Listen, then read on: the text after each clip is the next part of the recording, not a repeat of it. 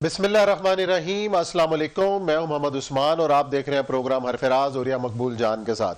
नाजरीन, वफाकी दारुल हुकूमत इस्लामाबाद में इस वक्त मुख्तलिफ अफवाहों का बाजार गर्म है। कहीं सदारती निज़ाम की बातें हो रही हैं, कहीं एमरजेंसी को डिस्कस किया जा रहा है और हुक्मरान पार्टी और अपोजिशन पार्टी के दरमियान एक दोनों दूसरे की पार्टियों के अंदर फॉरवर्ड ब्लॉक बनने की खबरें भी सामने आ रही हैं। वफाकी वुज़रा की जानिब से नून लीग के अंदर फॉरवर्ड ब्लॉक की खबरें सामने आई और एक अहम रहनुमा पाकिस्तान तहरीक इंसाफ ने उसने पाकिस्तान मुस्लिम लीग नून के 4 अहम रहनुमाओं के नाम लेकर कहा कि ये नवाज शरीफ साहब से अलग होने को तैयार हैं। इस तरीके से मुस्लिम लीग नून की मरकजी क़यादत ने पाकिस्तान तहरीक इंसाफ के एक अहम वफाकी वजीर का नाम लिया कि जिनकी सरबराही के अंदर फॉरवर्ड ब्लॉक बनने को है। ये तमाम तर कन्फ्यूजन, तमाम तर अफवाहें आखिर हैं क्या और इस हालात के अंदर ये बातें क्यों हो रही हैं, इसका हम जायजा लेंगे। साथ ही जिक्र करेंगे कि आज वफाकी वजीर हमाद अजहर साहब ने कहा है कि स्टेट बैंक के गवर्नर की तैनाती खुद हुकूमत का इख्तियार है और ये इख्तियार रहेगा। साथ ही प्रोग्राम के अंदर जिक्र करेंगे हुकूमत पंजाब की जानिब से स्कूलों के तलबा व तालबात के लिए नए ड्रेस कोड का, जिसके ऊपर बड़ी लेदे हुई और एक मुशीर ने यह कहा कि जी ये फैसला वापस लिया जा रहा है। आखिर ये क्यों होता है कि एक फैसला होता है और उसके बाद फिर यू टर्न, उसके ऊपर तनकीद के बाद क्यों कायम नहीं रहती हुकूमत अपने फैसलों के ऊपर। साथ ही जिक्र करेंगे कि आलमी प्रेस इस वक्त भारत के अंदर मुसलमानों की नस्ल कुशी की खबरों के हवाले से भरा पड़ा है। खलीजी प्रेस हो या अमरीकी प्रेस हो और यूरोपीय प्रेस हो, इसमें खबरें और मज़ामीन शाया हो रहे हैं किस तरीके से भारत में मुसलमानों की नस्ल कुशी के लिए जो है वो मनसूबा बनाया जा रहा है। साथ ही एक अहम खबर यह है कि तालिबान कालदम तहरीक तालिबान के साथ जो है वो मुज़ाकरात का एक बार फिर आगाज़ होने को है। इसकी तफसीलात हासिल करेंगे कि अब किस मरहले के अंदर है। बढ़ते हैं अपने पहले मौजू की जानिब। और यह सब सदारती निज़ाम के हवाले से भी ट्वीट आ रहे हैं और बहुत सारे जर्नलिस्ट भी ट्वीट करते हुए जो एंकर पर्सन है वो भी नजर आ रहे हैं। एहसन इकबाल साहब ने भी जवाब दिया। इमरजेंसी की बातें भी हो रही हैं, कन्फ्यूजन ही कन्फ्यूजन है और फॉरवर्ड ब्लॉक की बातें हो रही हैं। मुल्क की माशी हालत सबके सामने है। इन हालात के अंदर अफरा तफरी, कन्फ्यूजन, ये सारी चीजें हैं क्या और पाकिस्तान की सियासत का जो रुख है किस तरफ जाता हुआ नजर आ रहा है आपको?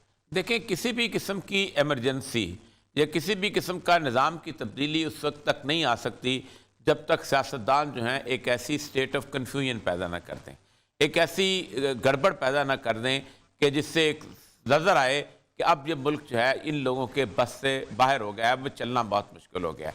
आपको याद होगा कि 1956 का जब कॉन्स्टिट्यूशन बना था तो उसके बाद से लेके अयूब खान के आने तक बेशुमार वज़ीर आज़म बदले थे। कभी कोई होता था, कभी कोई होता था। एक अजीब व गरीब कन्फ्यूजन पैदा हो गई थी कि इम्प्लीमेंटेबल है कि नहीं है, कैसे हो सकेगा, इलेक्शंस कैसे होंगे, क्या होगा।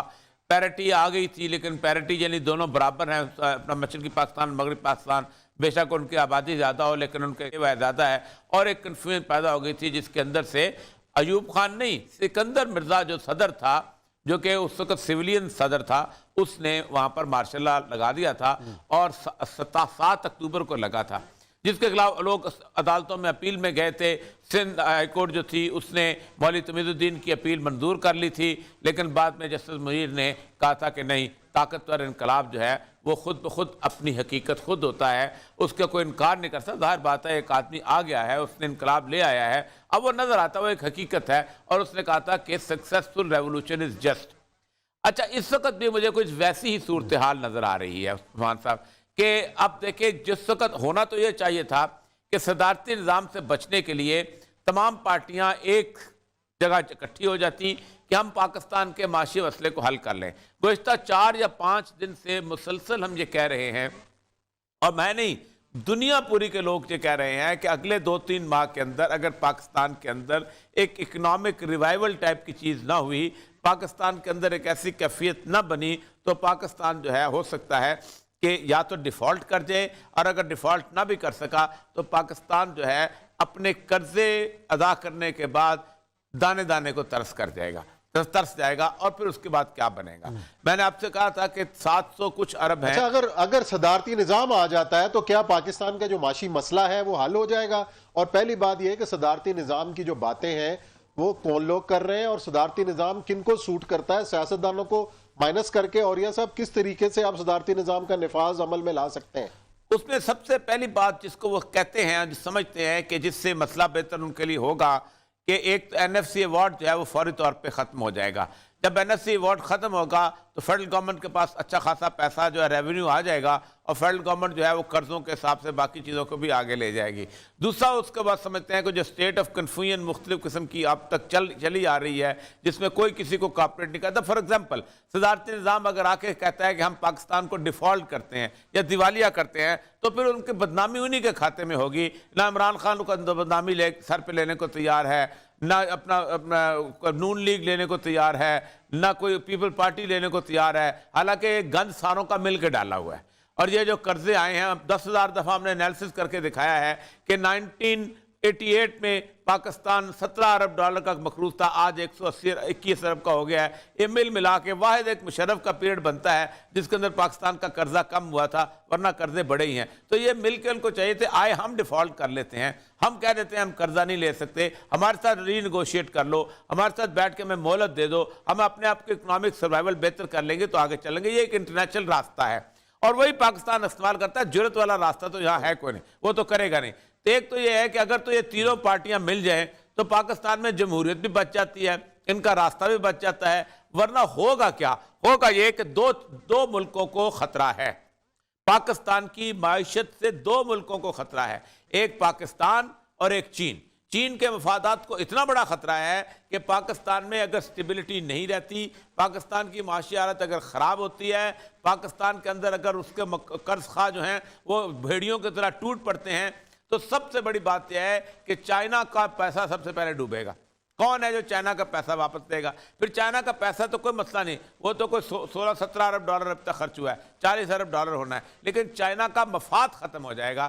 چائنا کا وہ سارے کا سارا روڈ اینڈ بیلٹ والا جو علاقہ ہے وہ ختم۔ آپ دیکھیں قزاقستان کے اندر سچویشن پیدا کی، انہوں نے رشیا نے اپنی فوجیں بھیجی اور اس کو ٹھیک کیا۔ نگورنو قرباخ کا معاملہ تھا، ترکی وہاں جا کے پہنچا، پاکستان کی فوجیں پہنچی، آذربائیجان کو انہوں نے ٹھیک کیا۔ برما کا مسئلہ تھا، اس کا مطلب تو یہ ہے اور یہ صاحب کہ چین پاکستان کو کبھی ڈیفالٹ نہیں ہونے دے گا اگر اس کے مفادات جڑے ہوئے ہیں۔ اور مسئلہ یہ ہے کہ چین اس وقت جو پاکستان جو انڈر ہینڈ نیگوسیشن یہ چل رہی ہیں کہ ہم لوگ جو ہمارے سیاسی لیڈرشپ ہے کوئی فیصلہ نہیں کر پا رہی کہ کس طرف جائے، اس طرف جائے۔ پھر اس کے بعد دوسرا بات یہ ہے کہ جو اپنا دوسری لیڈرشپ ہے ہماری اسٹیبلشمنٹ، اس کے اندر بھی فیصلے کا فقدان سا چلا آ رہا ہے، کیونکہ سمجھتے ہیں ہم فیصلہ کریں گے تو لوگ کیا۔ یہ ایک ایسی، میں بہت سارے ایسے لائرز کو جانتا ہوں جن کو ایک ایل ایف او ڈرافٹ کرنے کے لیے کہہ دیا گیا ہے کہ تم ڈرافٹ کرو، کچھ لاہور کے ہیں، کچھ اسلام آباد کے ہیں، کچھ کراچی کے ہیں، کہ اگر کچھ ہم راستہ نہیں گئے۔ مسئلہ عثمان صاحب یہ ہے کہ اس وقت یہ تو بڑی بریکنگ نیوز دے رہے ہیں، اور یہ صاحب آپ ٹی وی میں بیٹھ کے ایل ایف او ڈرافٹ ہو رہا ہے، یہ تو بڑی بریکنگ نیوز دے رہے ہیں آپ۔ جی میں ایسے لوگ ہیں نا جی، بڑے بڑے کمال کے لوگ ہیں، میں آپ کو کسی وقت آف ہینڈ بتا وہ تو میرا خیال ہے ہر وقت اور ہر دور میں رہے ہیں، جو ہر وقت جو ہے وہ اپنی ایسی چیزیں ہر دور میں رہے ہیں۔ اگر آپ این ڈی یو شریف الدین پیرزادہ سے لے کے اور آج تک پوری لسٹ ہے آپ کے سامنے۔ اب تو کچھ ینگ شریف الدین پیرزادہ بھی آ گئے ہیں ان میں سے۔ اچھا میں ایک آپ کو بات بتاؤں کہ سمجھ گیا ہوں میں۔ اچھا ایک بات میں آپ کو یہ بتاتا ہوں کہ اگر آپ این ڈی یو میں چلے جائیں یا سٹاف کالج میں چلے جائیں تو ایک باقاعدہ ایکسرسائز کروائی جاتی ہے پرمننٹلی ہر سال ہر کورس کے اندر، کہ اگر ملک میں ایمرجنسی لگ جائے، اگر پولیٹیکل سسٹم فیل ہو جائے تو پھر ہم نے پاکستان کی فوج نے کیسے ان کو بچانا ہے، باقاعدہ اس کے بعد چیزیں لکھے جاتے ہیں، ان کے لائبریریز میں جا کے دیکھ لیں، الٹرنیٹیو سسٹم کیسے بنے گا، حالات کیسے خراب ہو جائے تو پھر کیا ہوگا۔ لیکن اصل مسئلہ یہ ہے کہ پاکستان کی سیاسی لیڈرشپ 3 ڈیسیژن لینے کے قابل نہیں ہے۔ ایک تو یہ ہے کہ کھڑے ہو کے کہہ نہیں سکتی کہ ہم نہیں دیتے جیسے باقی ملکوں نے کہا، وہ بڑا مشکل کام ہے، اس لیے ایک کہے گا باقی دوسرے کو گالیاں دیں گے، ٹھیک۔ دوسرا یہ ہے کہ کوئی بھی ہے اس وقت چائنا کی طرف ٹلٹ کرنے کے لیے معاملہ ہوگا تو کہیں گے جی وہ دیکھیں جی وہ ادھر سے وہ کر رہا ہے۔ اب نواز شریف وغیرہ یا زرداری وغیرہ یہ امریکہ سے ابھی ریسنٹلی ان کے نیگوسیشنز ختم ہوئی ہیں اور وہ الٹرنیٹیو لیڈرشپ کے طور پہ آ جائے گا، پبلک اپرائزنگ بلٹ ہو سکتی ہے۔ عمران خان بھی اس لیے نہیں اچھا ریاض صاحب، ہم نے اسٹیٹ بینک کی خود مختاری کی بات کی تھی، کل بھی ہم نے اس پہ بات کی تھی، اور اس خاص تناظر میں کہ جی افغان جو حمایت کے لیے جو فنڈ قائم ہو رہا تھا وہ نہیں، لیکن آج حماد اظہر صاحب نے یہ واضح کیا ہے کہ جو اسٹیٹ بینک کے گورنر کی تعیناتی کا اختیار ہے وہ ہمارے ہی پاس ہے، ان کو ہٹانا، ان کو لگانا یہ کوئی ایسی بات نہیں ہے۔ ان کے اس بیان کو آپ کس طریقے سے دیکھتے ہیں؟ کچھ ہمارے پاس کوئی اپنا خود مختاری قائم ہے ابھی، حکومت کا اپر ہینڈ ہے؟ لیکن ان کے پاس بالکل اختیار ہے، لیکن وہ آئی ایم ایف سے پوچھ کے اختیار استعمال کرتے ہیں. آئی ایم ایف خود دستخط تو نہیں کرتا. یہ آئی ایم ایف تو نہیں کرتا میں اس کو لگا رہا ہوں.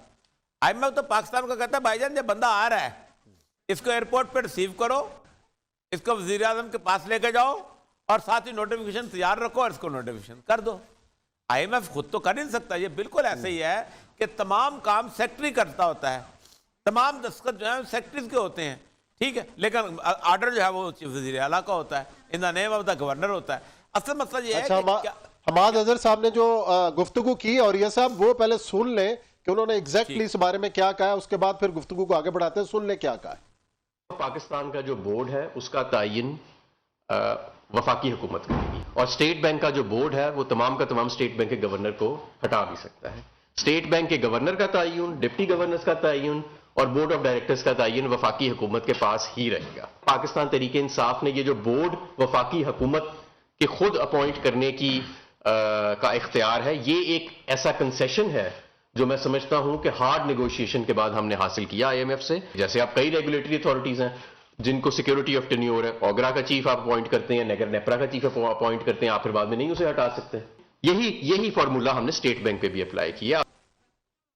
جی، اور یہ سب میرا خیال ہے کہ ان کی وضاحت کے بعد تو یہ بحث ختم ہو جانی چاہیے کہ شاید ہم نے سودا کر لیا ہے. انہوں نے ایک بڑا عجیب و غریب فکرہ بولا ہے، عثمان صاحب نے بڑا عجیب و غریب فکرہ بولا ہے کہ ہم نے بڑی مشکل سے اختیار آئی ایم ایف سے حاصل کیا. یہ کیا مسئلہ ہے بھائی؟ آئی ایم ایف کے آپ آئی ایم ایف کے وائسرائے لگے ہوئے ہیں. ظاہرہ آپ نے پیسے لینے ہیں. نہیں عثمان صاحب دیکھیں، نہیں یہ بات نہیں ہوتی. دیکھیں میری بات سنیں. آپ ایک جو بینکر ہوتا ہے وہ جب ایک فرم کو قرضہ دیتا ہے تو امپلائر جو ہے وہ فرم ہوتی ہے. بینکر کا تو مفاد ہے، اس نے تو بینکر نے تو اپنا کام کرنا ہے، بینکر نے اپنا قرضہ دینا ہے، قرضہ اس کا وصول کرنا ہے.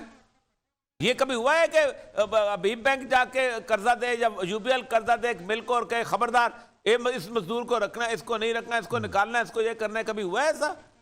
یہ نیشنز کے حساب سے ہم نے نیشن کے طور پہ بیہیو کرنا سیکھا ہی نہیں ہے.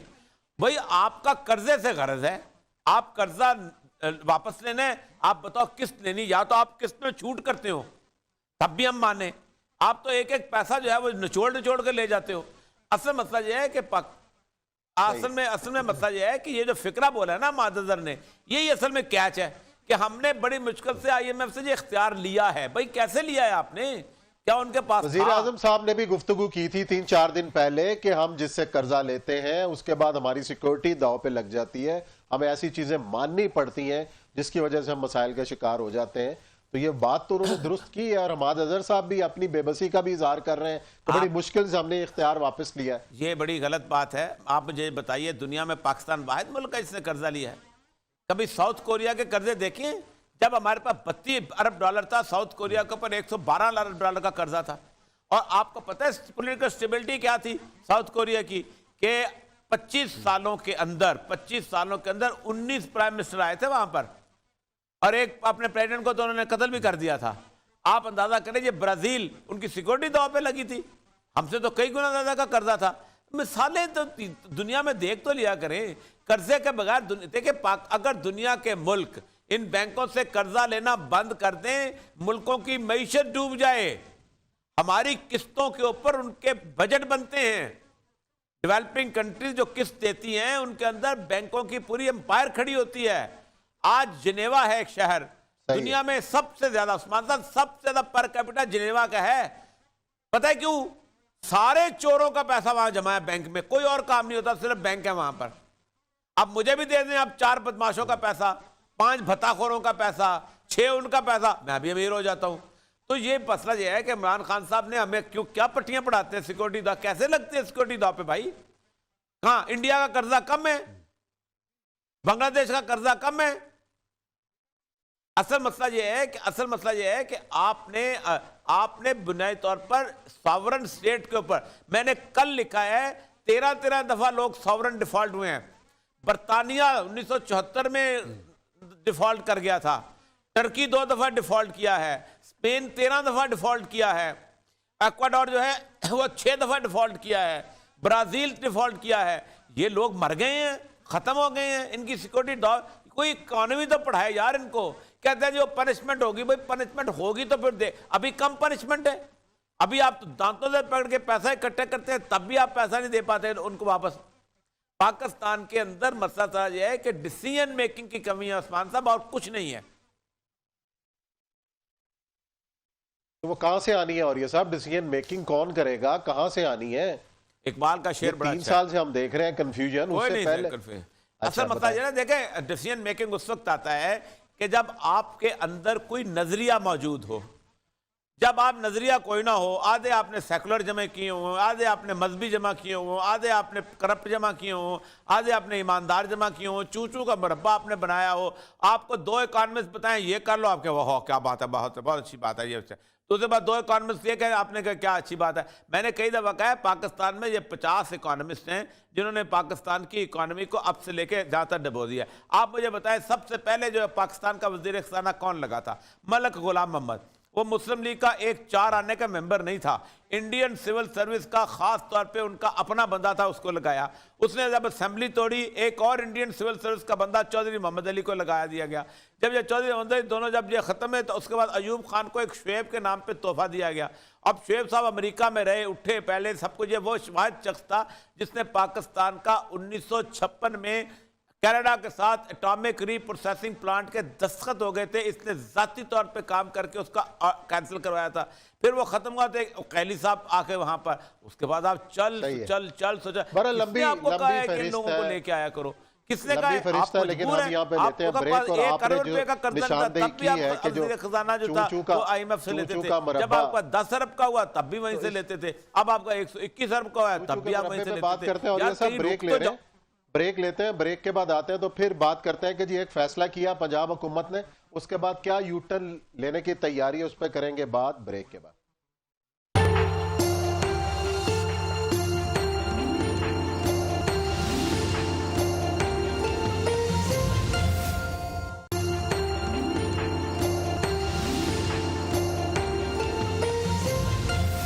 جی ناظرین, بریک کے بعد آپ کو خوش آمدید کہتے ہیں. موضوع ہے ہمارا کہ حکومت پنجاب نے اسکولوں کے طلبہ و طالبات کے لیے نیا ڈریس کوڈ متعارف کرایا. اس پر مختلف حلقوں کی جانب سے تنقید کی جا رہی ہے, اور ڈریس کوڈ میں یہ شامل ہے کہ لڑکیوں کے لیے اسکارف اور لڑکوں کے لیے جو ہے وہ یونیفارم میں ٹوپی سر پہ لینے کا جو ہے وہ شامل کیا گیا ڈریس کوڈ کے اندر. تو اس کے اوپر بھی ایک مشیر ہے حکومت پنجاب کے, انہوں نے کہا کہ ابھی فیصلہ نہیں ہوا لیکن نوٹیفیکیشن سامنے آ گیا. مراد راز صاحب نے پریس کانفرنس بھی کی, اور یہ صاحب یہ ایک دفعہ فیصلہ ہوتا ہے, اس کے بعد کہیں سے کوئی تنقید آتی ہے تو یہ حکومت ایک قدم پیچھے ہٹ جاتی ہے. ایسا رویہ کیوں ہے؟ آپ نے جیسے بریک پہ جانے سے پہلے کہا کہ چوچو کا مربع نظر آتا ہے کہ ایک سیکٹ ہے, دوسرا گروپ ہے, تیسرا گروپ ہے. تو وہ اندر ہی ایک کشمکش ہے کہ ان فیصلوں کو بجائے انڈوس کرنے کے پارٹی کے اندر ہی تنقید کا نشانہ بنایا جا رہا ہے, اور حکومت کے اندر ہی ایسے ایلیمنٹس ہیں کہ جو اس پر تنقید کر رہے ہیں. اور یہ اگر ڈریس کوڈ اگر متعارف کرایا گیا تو اس میں کیا بری بات کیا تھی؟ دیکھیں عثمان صاحب, مسئلہ پتہ کیا ہے, ہماری دشمنی جو ہے وہ ڈریس کوڈ سے نہیں ہے, ہماری دشمنی مسلمان کے حیثیت سے اپیئر کرنے سے ہے. آپ مجھے بتائیے, پاکستان میں 15 کیڈٹ کالج تو ہوں گے نا, یہ سارے ٹوپی پہنتے ہیں وہاں, کیونکہ وہ فوج والی ٹوپی ہے تو اچھی لگتی ہے, صحیح ہے, ہم کہتے ہیں پہنے. کاکول میں پہنتے ہیں. دنیا کا کوئی فوج, نیوی ہو, ایئر فورس ہو, کوئی ہو, بغیر ٹوپی کے نہیں ہوتا. دنیا کا کوئی سیولین پائلٹ ہو جو کہ جہاز اڑا رہا ہو, بغیر ٹوپی کے نہیں ہوتا.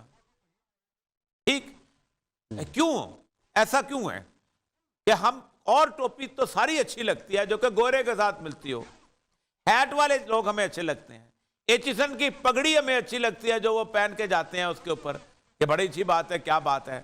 لیکن اگر کوئی شخص کہے کہ یار تم ایک مسلمان والی ٹوپی پہن لو تو کہے گا یہ ڈریس کوڈ بڑا عجیب و غریب سا ہے. اچھا, آپ جہاں تک اس بات کا تعلق ہے کہ آپ نے یونیفارم, دنیا میں کون سا سکول ہے دنیا کا جس میں ڈریس کوڈ جو ہے یونیفارم کے طور میں ہوتا ہے, اور یونیفارم جو ہے وہ ہمیشہ جو ہے اس کلچر کے اور مذہب کے حساب سے ہوتا ہے. آپ مجھے بتائیں پاکستان میں 99% عورتیں, بلکہ 99 سے بھی زیادہ عورتیں جو ہیں وہ دوپٹہ تو لیتی ہیں کہ نہیں, حجاب نہ لیں. کون سی عورت ایسی ہے کہ گاؤں کے اندر وہ چلتی پھرتی عورت وہ دوپٹہ ضرور لیتی ہوگی؟ تو اگر آپ اس کو دوپٹہ پہننے کو لیے کہہ دیتے ہیں, حجاب نہیں کہنے دیتے, تو آپ کو تکلیف کیا ہوتی ہے؟ کہ ضروری ہے کہ آپ نے اس کو کہنا ہے کہ نہیں تم چوخانے والا ایک سکرٹ بناؤ اور ایک لمبی سی تم بچی کو اپنا وہ جرابیں پہناؤ اور اس کے بعد اس کو کہو سردی میں بے شک تمہاری ٹانگیں ننگی ہوں تم جیسے جاؤ اسکول کے اندر. یہ بنیادی طور پر مروبیت ہے. انگریزی پڑھنے کی سے یہ نہیں آتی, یہ انسان کے کھوپڑی کے اندر یہ چیز ہے. یا تو پورے پاکستان میں سب کی ٹوپیاں اتار دو, چیف آف آرمی صاحب کی ٹوپی اتارو, ایئر فورس کے چیف کی ٹوپی اتارو, ٹھیک, نیوی کے چیف کی ٹوپی اتارو, سب کی ٹوپی اتارو نا. پر لیکن ٹوپی تو میں اس کی اتارنی ہے کہ جو اسلام کے ساتھ اس کا تعلق ہے تھوڑا بہت. تمام پائلٹس کی ٹوپیاں اتار دو, اور نہیں پہنیں گے بھی, ہم نہیں پہننے دیں گے. اچھا آپ اندازہ کریں کہ دنیا میں ریلوے کے جو گارڈ ہوتے ہیں نا وہ ٹوپی پہنتے ہیں. آپ ذرا چلیں جائیں ٹرامز کے اندر, وہ عجیب و غریب سی ان کی ٹوپی ہوتی ہے, وہ اچھی لگتی ہے ہم کو.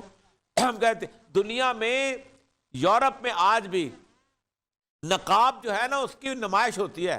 ویل کہتے ہیں, ویل جو ہے, ویل فیشن اس کو کہتے ہیں. اس کے اندر ہیرے جڑے ہوئے ہیں, یہ جڑے, کیونکہ وہ جو ہوتا یہ ہے کہ وہ نقاب فیشن کے طور پہ, کیونکہ وہ صوفیہ لورین والا نقاب ہے, اس نے سامنے لٹکایا ہوتا ہے ہیٹ کے اوپر, وہ اچھا لگتا ہے. اچھا یہ تو نوٹیفیکیشن ہوا, لازمی قرار دیا, لیکن اب کیا یہ واپس ہونے کا امکان ہے؟ اب جس قسم کی تنقید اس پہ کر رہے ہیں بعض لوگ, کیا آپ کو لگتا ہے کہ یہ بھی حکومت اپنا فیصلہ واپس لے لے گی؟ عمران خان صاحب سے ہر طرح کی توقع ہے, ہر طرح کی توقع ہے. کچھ بھی کہہ دیں ان کے لیے, ان کو کہہ دیں کہ آج آپ نے صبح جو کھانا کھایا ہے نا یہ تو بہت ہی غلط کھایا ہے, یہ تو بڑا عجیب سا ہے, تو اگلے دن ہوتا ہے وہ کھانے جو ہے نا اس کو مینوں سے کاٹ دیں. لیکن دوبارہ لیکن اور یہ صاحب ایک چیز پہ تو آپ ان کی ایک چیز پہ تو آپ ان کی تعریف کریں نا, جو قرآن پاک کو ناظرہ جو پڑھانے, نہیں یہ بہت بڑا, ایک تو ایک ہے ناظرہ, اور یہ تو بہت بڑا, یہ تو بڑا سٹیپ ہے, یہ بہت بڑا سٹیپ ہے. اور میں یہی کہہ رہا ہوں رام خان صاحب کو قائم رہنا چاہیے اس کے اوپر. دیکھیں میری بات سنیں, آپ کو اپنے کلچر کے, میرا خیال اب تو وہ حصہ بن گیا ہے کورس کا, کورس کا بھی حصہ بن گیا ہے. اور یہ چیز بھی بڑی اچھی بات ہے کہ اگر آپ ان کو ڈریس کوڈ پہنائیں گے تو آپ بات ہے آپ کے اندر ایک تہذیب آئے گی, آپ کے اندر ایک اخلاق آئے گا, آپ سارا کچھ آئے گا. آپ مجھے یہ بتائیے. اچھا جی, اور یہ صاحب یہ تو چلو دیکھتے ہیں کہ عمران خان صاحب کیا فیصلہ کرتے ہیں. دوسرا جو موضوع ہے وہ اطلاع دیے ہیں کہ تحریک طالبان, کالعدم تحریک طالبان پاکستان کے ساتھ مذاکرات کا پھر آغاز ہونے جا رہا ہے, اور اس بارے میں کیا اطلاعات کیا ہیں, پیش رفت کیا ہوئی ہے. مشتاق یوسف زئی صاحب سینئر صحافی ہیں, تجزیہ کار ہیں, اور ان امور پر خاصی جو ہے مہارت رکھتے ہیں, ان کو ہم خوش آمدید کہتے ہیں, انہی سے پوچھتے ہیں. مشتاق صاحب کیا اطلاعات ہیں, کہ مذاکرات کس سطح پر ہیں, کس سٹیج پر ہیں, کیا ہو رہا ہے؟ جی بہت شکریہ. اصل میں یہ جو مذاکرات جاری تھے لاسٹ ایئر فروری سے شروع ہوئے تھے, اور ابھی دسمبر میں کافی اس میں میچورٹی آئی تھی, اور ایسا لگ رہا تھا کہ دونوں جو فریقین ہیں بہت قریب ہیں, پاکستانی گورنمنٹ اور پاکستانی طالبان, اور اس میں افغان طالبان نے بہت کنٹریبیوٹ کیا تھا. لیکن اس میں جو شرط تھی جو افغان طالبان نے رکھی تھی کہ یہ کنڈیشنل ہوگی یہ بات چیت, اور ان کا اعتماد تب بحال ہو جائے گا جب پاکستان کی حکومت ان کے 5 قیدی رہا کرے گی, جس میں مسلم خان تھے, طالبان ترجمان تھے, محمود خان تھے, مولوی عمر تھے, اور لطیف محسود جو کہ حکیم اللہ محسود کے نائب تھے. ایک اور جو 5 اس میں قیدی تھا وہ پاکستان میں نہیں ہے, لیکن ہمیں بتایا گیا تھا کہ پاکستان نے کمٹمنٹ کی تھی کہ وہ کرے گا. تو پاکستان میں نہیں ہے تو یہ لوگ کہاں ہیں؟ ایک قیدی جو ہے وہ پاکستان میں نہیں ہے, وہ اس وقت امریکہ وہ ہے عافیہ صدیقی, اور اس کا بھی طالبان نے اس کو بھی رہا کیا جائے. تو پاکستان نے کمٹمنٹ تو نہیں کی تھی, لیکن بتایا گیا تھا کہ پاکستان نے کہا تھا کہ وہ کوشش کر سکتے ہیں اس بارے میں.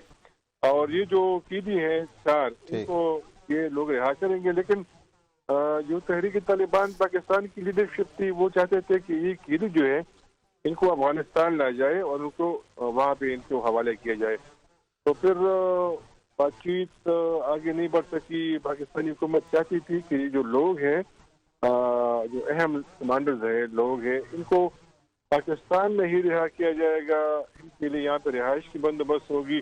اور میری معلومات یہ تھی کہ ان میں سے 3 لوگوں کو پشاور منتقل کیا گیا تھا, اور ان کا پروگرام یہ تھا کہ ان کی فیملی کے ساتھ رہے گی. تو طالبان چاہتے تھے کہ نہیں, یہ جو ہماری کمٹمنٹ ہوئی تھی ان کو آپ افغانستان میں ہی ہمارے حوالے کریں گے. اس سے پہلے تقریباً 42 کے قریب قیدی رہا کیے تھے. وہ بھی پاکستانی طالبان کے میں چند اہم لوگ تھے, یہ 10 سال 12 سال سے قید میں تھے. تو وہ پھر طالبان نے جو 9 نومبر کو سیزفائر کا اعلان کیا تھا 1 مہینے کے لیے, پھر 9 دسمبر کو انہیں ختم کیا, دوبارہ حملے شروع کیے. لیکن اب دوبارہ یہ कोशिशें जारी हैं और उस वक्त भी जारी थी। तो मेरी बात यह है कि एक वक्त किया था अभी रिसेंटली जनूबी वज़ीरिस्तान से चंद उलमा थे, उनमें ये वफद किया था अफगानिस्तान।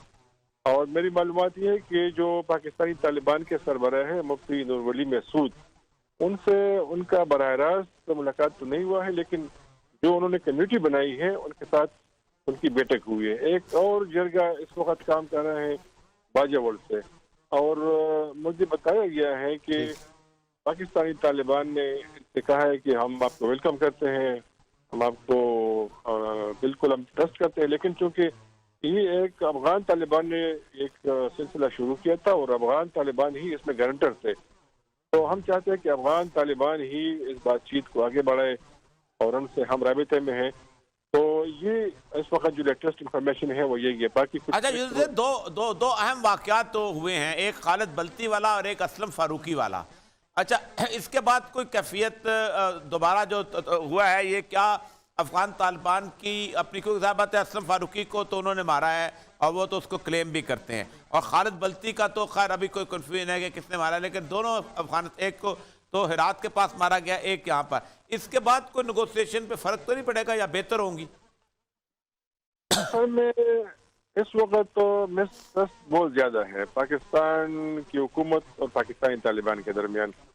और जब इससे पहले मौलवी फकीर मोहम्मद जो कि बाजावल में TTP के सरबराह थे, अफगानिस्तान में जेल में थे, अभी जब तालिबान ने टेक ओवर किया तो बहुत सारे जो लोग जब रिहा हुए तो वो भी रिहा हो गए।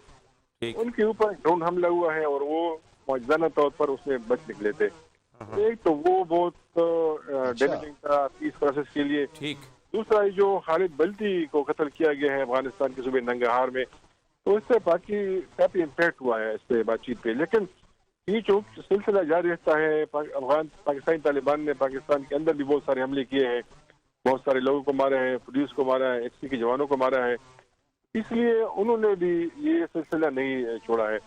तो मेरे ख्याल में काफी डैमेजिंग है, लेकिन फिर भी वो तवक्को कर रहे हैं। और बहुत सारे लोग ऐसे हैं TTP के अंदर कि वो चाहते हैं कि ये मसला हल हो, कि बातचीत आगे बढ़े, कोई तस्किया निकले, और वो इसलिए बड़े हमले क्या तो कर नहीं सकते, लेकिन मेरी मालूमात है वो कतरा रहे हैं। और उनकी कोशिश है कि ये जो छोटे मोटे वाकयात करे, HT पुलिस पोलियो टीम इस पे हमले करे, ताकि ये मैसेज कन्वे करे पाकिस्तान के अंदर कि वो चाहते हैं तो बड़े हमले कर सकते हैं। लेकिन कुछ इलाके ऐसे हैं हमारे ट्राइबल एरियाज में कि तालिबान ने रीग्रुपिंग शुरू की है बाजावल के अंदर, मोहम्मद एजेंसी में। सबसे ज्यादा इनकी इस वक्त प्रेजेंस है वो जनूबी वज़ीरिस्तान में है। तो इसलिए आपने देखा होगा कि ज्यादातर हमले जो हो रहे हैं वो जनूबी वज़ीरिस्तान में हो रहे हैं, मली वज़ीरिस्तान में हो रहे हैं, और फिर टांग जो कि बिल्कुल एडजेसेंट है साउथ वज़ीरिस्तान के, तो ये हमने ज्यादातर डी खान और टांग में हो रहे हैं। ठीक है, सही है, दुरुस्त। बहुत शुक्रिया मुश्ताक यूसुफ ज़ई साहब, बड़ी तफसील से जो है वो आगाह कर रहे थे कि मुज़ाकरात जो है वो दोबारा इसका इम्कान शुरू हुआ है कि ये किसी पेशरफ्त पर पहुंचे। और ये सब पहले भी यही बात तो वही है कि कन्फ्यूजन है और एतमाद का फुकदान नजर आ रहा है, लेकिन जो उलमा इकराम हैं वो कोशिश कर रहे हैं और अफगान तालिबान इसके अंदर अपना पूरा किरदार अदा कर रहे हैं इसको कामयाब बनाने में। तो एक तरफ ये हमले भी कल इस्लामाबाद के अंदर वाक़या हुआ है, 2 पुलिस के जवान शहीद हुए हैं, तो ये कैसे मुमकिन है कि एक तरफ मुज़ाकरात भी चल रहे हैं और दूसरी तरफ जो है आप इस किस्म की कार्रवाइयाँ भी जारी रखें? तो ये तो कहीं पे तो पहले आपको बंद करना पड़ता है, कोई एतमाद का माहौल पैदा करना पड़ता है। जो यूसुफ ज़ई ने बात की है ना कि असल मसला यह है कि वो एक बड़ा हमला करना नहीं चाहते, कतरा भी रहे हैं। सबसे बड़ा अहम बात यह है कि उन्होंने बाकायदा वो जो पुराना जिरगा था जो कि 20 साल से बिल्कुल ख़त्म कर दिया गया था, और वो आपको पता होगा कि अमन जिरगे पे हमले होते थे और बाकायदा उनको मारा जाता था, बेशुमार मलकों को मार दिया गया था। अब ये है कि वो दोबारा गवर्नमेंट ऑफ पाकिस्तान ने उनको एक दफ़ा इकट्ठा किया है, वो सारे रवाना हुए हैं, उनमें उलमा भी गए हैं, और वो उनका एक इन्फ्लुएंस है। उनका इन्फ्लुएंस इसलिए भी है कि कबीला जो होता है ना उससे कोई बगावत करके रह नहीं सकता। नॉर्मली कबीले के अंदर ही वो आके पनाह लेता है, कबीले के अंदर ही उसको उसका खाना पीना चलता है, कबीले का ही मामला होता है जिसके साथ उसकी ज़िंदगी वाबस्ता होती है, और ये पूरे के पूरे ट्राइबल सोसाइटी में ये मौजूद होता है। ये अब जो उन्होंने बिल्टअप किया है सारे का सारा, ये कुछ लगता है कि वो आगे कुछ कारआमद होगा। लेकिन ये 2 वाक़े जो है ना असलम फारूकी का और खालिद बल्ती का, इसमें लगता यही है कि वो तालिबान को डिमोरलाइज भी हुए हैं اور ان کا معاملہ یہ ہوا ہے کہ وہ سمجھتے یہ ہیں کہ ہمیں نہ افغانستان میں پناہ مل سکتی ہے نہ پاکستان میں مل سکتی ہے، اس لیے وہ اب چاہ رہے ہیں، اکثریت ان کی چاہ رہی ہے کہ کسی نہ کسی طریقے سے یہ معاملہ ہو جائے۔ طالبان بھی سمجھتے یہ ہیں افغانستان کے، یہ ٹی ٹی پی اور داعش جو ہیں یہ بیسیکلی ایک ہی سکے کے دو رخ ہیں، اور داعش چونکہ وہاں مسئلہ بنا رہی ہے۔ آپ کو پتہ ہوگا کہ جو اسلم فاروقی ہے یہ داعش کا یہ پکڑا تھا، اشرف غنی ایک زمانے میں پکڑا گیا تھا اور پھر دوبارہ افغانستان میں اچانک نمودار ہو گیا اور اس کو انہوں نے مار دیا، لیکن وہ سمجھتے ہیں کہ یہ کہیں ادھر ادھر بارڈر کے اوپر ہی کہیں چھپا ہوا تھا، اس کو پھر واپس وہاں آ گیا ہوا ہے۔ تو اصل طالبان کے لیے بھی خطرہ ہے، ہمارے لیے بھی خطرہ ہے۔ وہ باقاعدہ لڑائی لے نہیں سکتے ٹی ٹی پی والوں سے، کیونکہ یہ ان کے ساتھ مل کے لڑتے رہے ہیں اور ان کے ساتھ یہ آپ جنگ کرتے چلیں رہے۔ جی دیکھتے ہیں اور یہ سب کیا مستقبل ہوتا ہے ان مذاکرات کا، کیا اچھی خبر اس میں سے نکلتی ہے، لیکن یہ لیتے ہیں بریک کے بعد آئیں گے تو ذکر کریں گے بھارت کا کہ پورا عالمی پریس جو خبر دے رہا ہے، جو مضامین چھپ رہے ہیں وہ یہ ہیں کہ بھارت کے اندر ایک بڑے پیمانے پر مسلمانوں کی نسل کشی کی تیاری جاری ہے، اس کے منصوبے بن رہے ہیں اور ان کو روکنے والا کوئی نہیں۔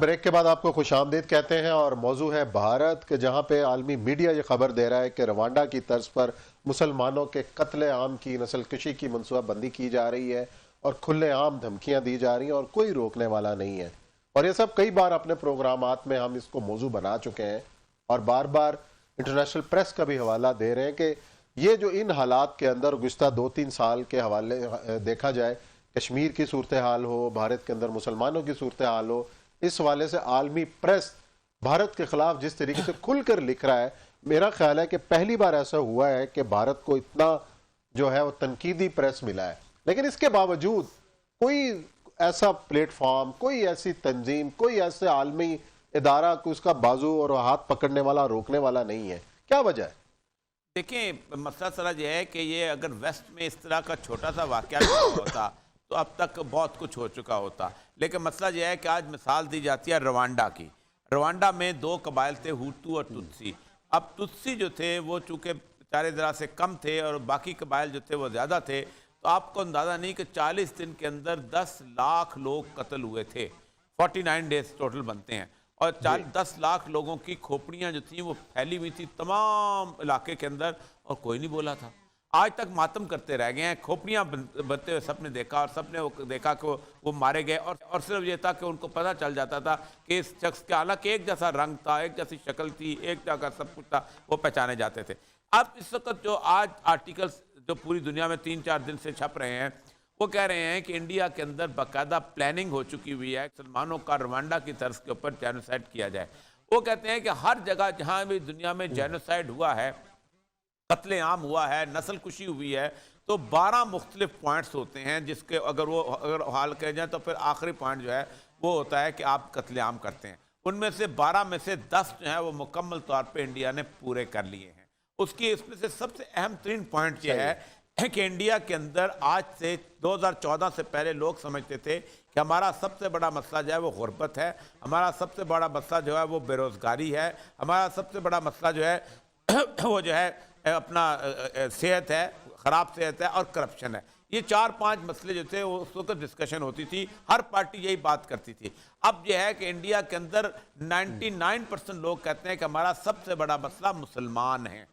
یہ اس وقت میرے سامنے جو تصویریں ہیں، اخباریں کٹنگ ہیں، وہ کہتے ہیں کہ انڈیا کے ہندو اب یہ یقین کرنے لگ گئے ہیں کہ اگر ہم مسلمانوں سے نجات حاصل کر لیں تو انڈیا سکون میں آ جائے گا۔ اور پھر سب سے بڑی بات اس نے مودی کی تقریروں کے اوپر جو ہے کہ تم اپنے دشمنوں کو اپنے کپڑوں سے پہچانو، identified by their can be identified by their clothes, یعنی جو مسلمانوں کی طرح پہناوا کرتا ہے، جو حجاب لیتا ہے، جو ٹوپی پہنتا ہے، جو داڑھی رکھتا ہے، اس کو تم آئیڈینٹیفائی کرو۔ اور اس میں اس نے بڑے بڑے واقعات چھوٹے چھوٹے لکھے ہیں کہ ایک پورا آتی ہے، پولیس آتی ہے اور ایک مسلمان کو کہتی ہے کہ تم نے ناجائز قبضہ کیا ہوا ہے، اس کی زمین جو ہے وہ لیتی ہے اور ایک اس کو ہندو کو دے دیتی ہے۔ آسام کے اندر یہ واقعات ہو رہے ہیں۔ اس کی مثال بنیادی طور پر انہوں نے اس سے لیا ہے، انہوں نے ایک تجربہ کر کے دیکھا، اور تجربہ انہوں نے دیکھا برما کے اندر۔ برما کے اندر روہنگیا مسلمان جو تھے وہ تقریباً 10-12 لاکھ کے قریب تھے۔ اب سب سے پہلے ان کو کہا گیا کہ تمہارا کوئی وطن نہیں ہے، یعنی اب نہ ان کو بنگلہ دیش نے تسلیم کیا، نہ برما نے کیا، نہ چائنیز نے کیا، اراکان کا علاقہ تھا. وہ بیچارے اپنا وطن ڈھونڈتے ڈھونڈتے پوری دنیا میں گھومے. کسی مسلمان نے، اللہ کا نام لینے والے مسلمان ملک نے، کسی نے ان کو ایکسیپٹ نہیں کیا. 10 لاکھ لوگ کچھ نہیں ہوتے 1 ارب 60 کروڑ مسلمانوں میں. 1.0001% بھی ہوتا ہے. اپنی وہ کشتیاں لے کے کبھی ملائیشیا کے ساحل پہ جاتے رہے، کبھی انڈونیشیا کے ساحل پہ جاتے رہے، کبھی گھومتے گھامتے، کبھی بنگلہ دیش میں بارش کے اندر بھیگتے ہوئے سلٹ کے علاقوں کے اندر وہاں پڑے رہے.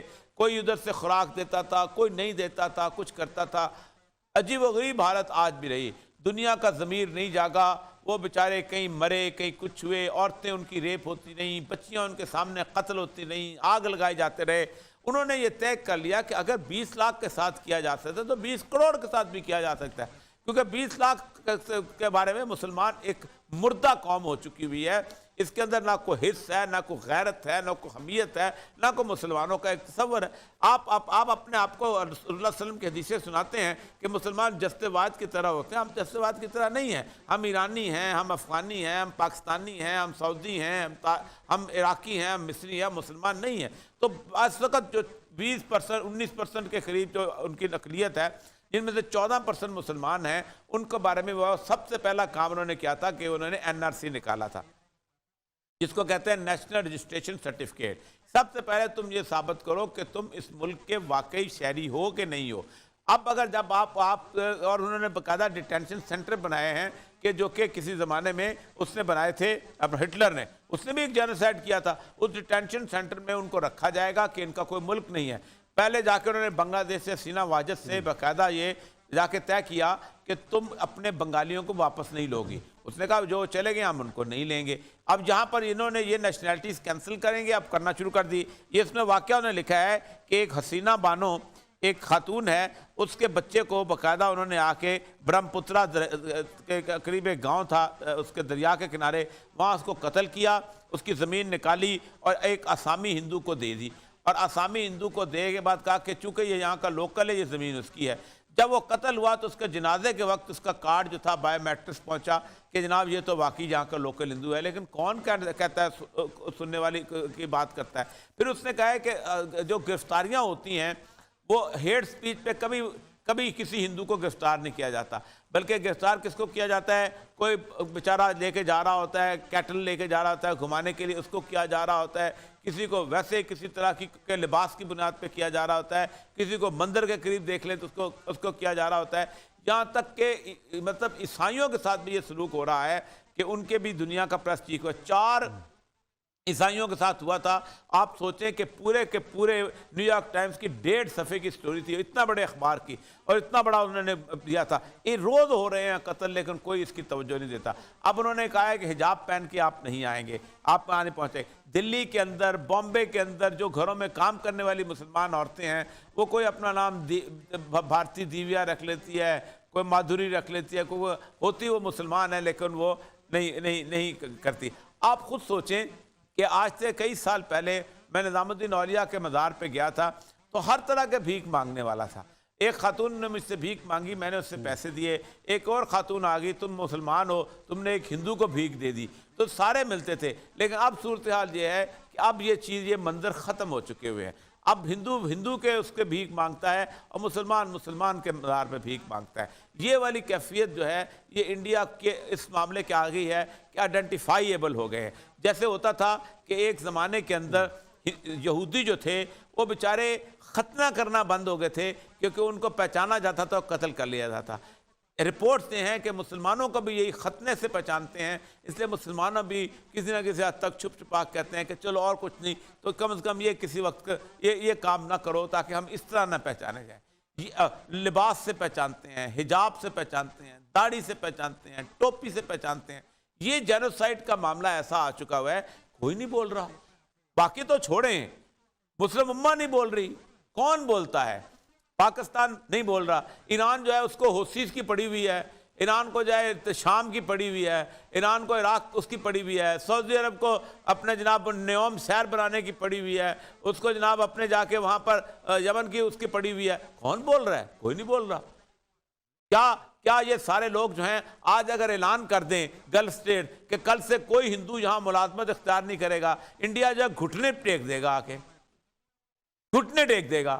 نہیں، اور یہ صاحب جو کیلرا میں وہ جو ہوا ہے وہاں پہ ایک بائیکاٹ کی مہم چلی گلف کنٹریز کے اندر، بڑی کامیاب مہم چلی، کچھ اس طریقے سے وہاں پہ نشانہ بنایا جا رہا تھا مسلمانوں کو، تو یہ بھی تو ایک ایگزامپل ہمارے سامنے ہے کہ امت تو سامنے آئی لیکن کوئی رہنمائی کرنے والا ہو۔ اسی نوٹ کے ساتھ اور یہ صاحب پروگرام کا وقت جو ہے وہ ختم ہوتا ہے، کل انشاءاللہ پھر ملاقات کریں کچھ نئے موضوعات کے ساتھ، اپنا خیال رکھیے گا، اللہ حافظ۔